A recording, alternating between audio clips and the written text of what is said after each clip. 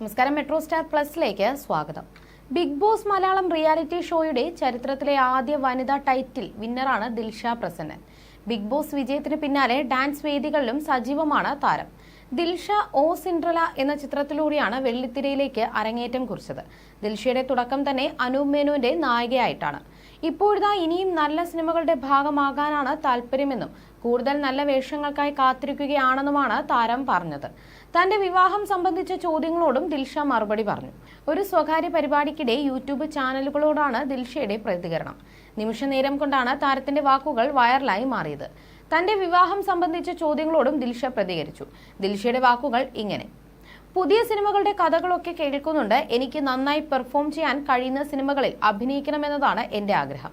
അതിനുവേണ്ടി കാത്തിരിക്കുകയാണ്. കല്യാണം ഈ വർഷമുണ്ടെന്ന് കേട്ടല്ലോ എന്നുള്ള ചോദ്യത്തിന് ആര് പറഞ്ഞു? ഞാൻ അറിഞ്ഞില്ലല്ലോ എന്നായിരുന്നു ദിൽഷയുടെ മറുപടി.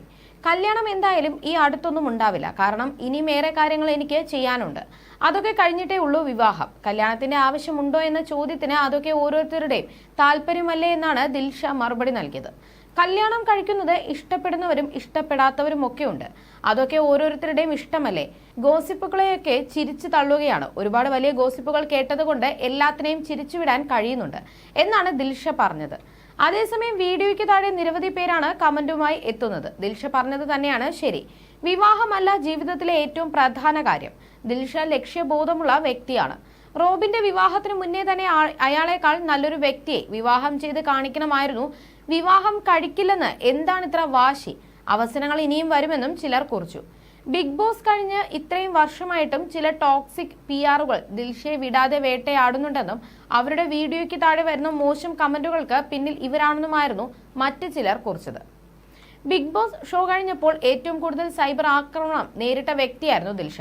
റോബിന്റെ പേരിലാണ് ദിൽഷയ്ക്കെതിരെ ചിലർ രംഗത്തെത്തിയത്. ഷോയിൽ വെച്ച് ദിൽഷയും റോബിനും വലിയ സൗഹൃദം പുലർത്തിയിരുന്നു. ഇത് പ്രണയമാകുമെന്നും ഇരുവരും വിവാഹിതരാകുമെന്നൊക്കെയായിരുന്നു ആരാധക വിലയിരുത്തൽ.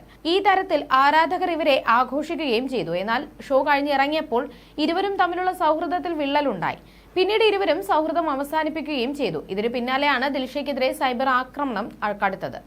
അതേസമയം ദിൽഷയും അനൂപ് മേനോനും അഭിനയിച്ച ഓ സിൻഡ്രല എന്ന ചിത്രം സംവിധാനം ചെയ്തത് റെനോൾഡ്സ് റഹ്മാനാണ്.